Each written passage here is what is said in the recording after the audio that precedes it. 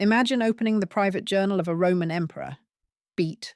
A ruler who ruled himself before ruling the world. Beat. That is the quiet power waiting inside Marcus Aurelius's Meditations. Stoic roots and historical context. Picture Rome in the 2nd century CE. Beat. Marble forums gleaming, legions marching, philosophers debating beneath colonnades scented with incense. Marcus Aurelius, heir to an empire, also inherits a lineage of emphasis in Stoic thought. Beat. In his youth, he studies under mentors like Rusticus and Sextus, absorbing lessons traced back to Zeno and Epictetus. Beat. Meditations begins as scribbled nighttime reflections on a windswept Danube frontier, far from the marble luxury of the capital. Beat. The emperor seeks not public acclaim, but inner alignment, reminding himself that the cosmos is orderly and governed by logos, the rational principle that binds all. Beat. He writes in Greek, the language of philosophy, because these pages are meant for no eyes but his own. Beat.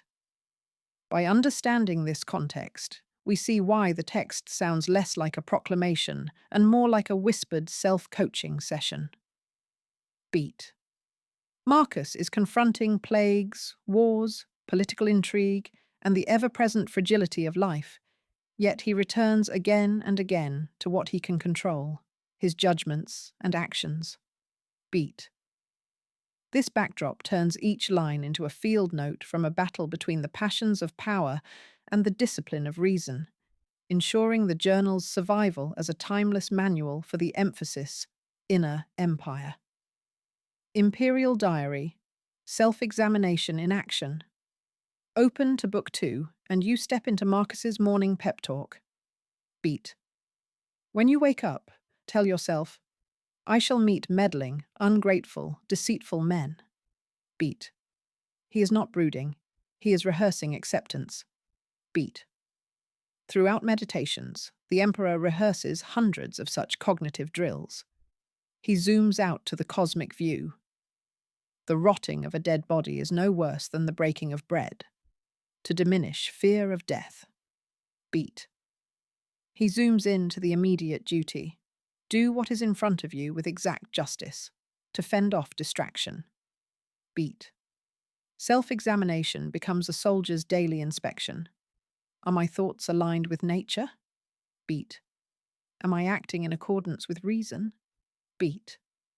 Note how he addresses himself in the second person, calling out lapses with firm kindness.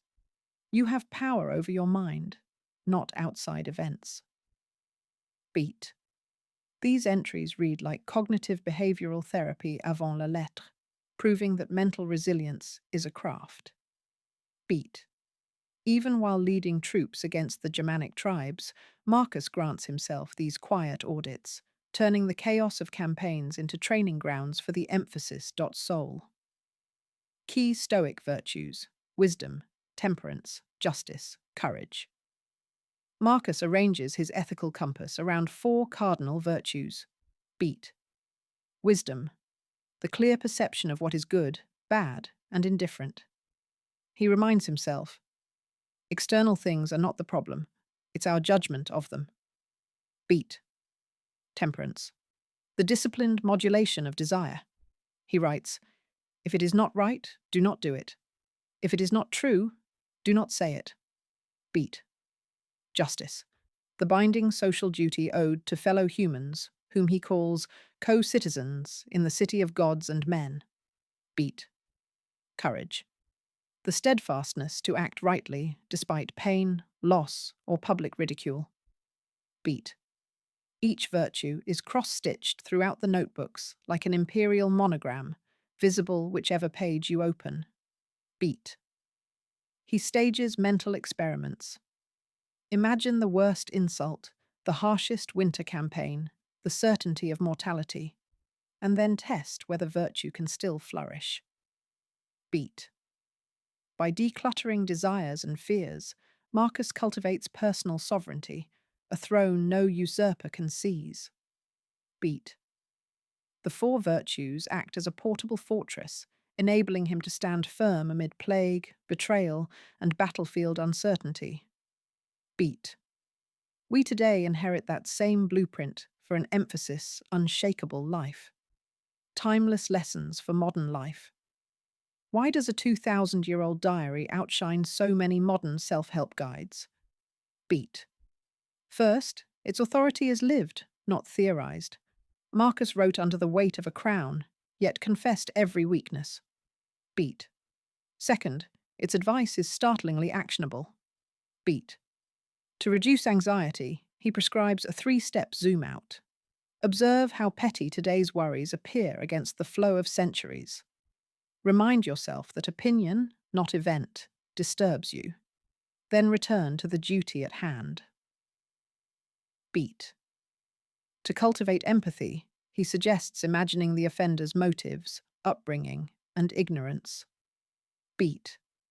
To stay ethical in a corrupt workplace, ancient court, or modern boardroom, he says, "If someone can show me that I am wrong, I shall gladly change." Beat. The diary also teaches environmental mindfulness. Nature gives and takes back. All is change. Beat. In an age of digital overload, Marcus's nightly practice of jotting reflections becomes a detox ritual. Paper, pen, presence. Beat. Read today. Meditations becomes less a museum piece and more a pocket mentor whispering, "Guard your perceptions, align actions with the common good, and remember that time is a river sweeping all away, so do not waste it." Beat. These reminders ring universal, speaking to students, executives, parents, and creators alike, inviting each to build a emphasis, tranquil citadel within.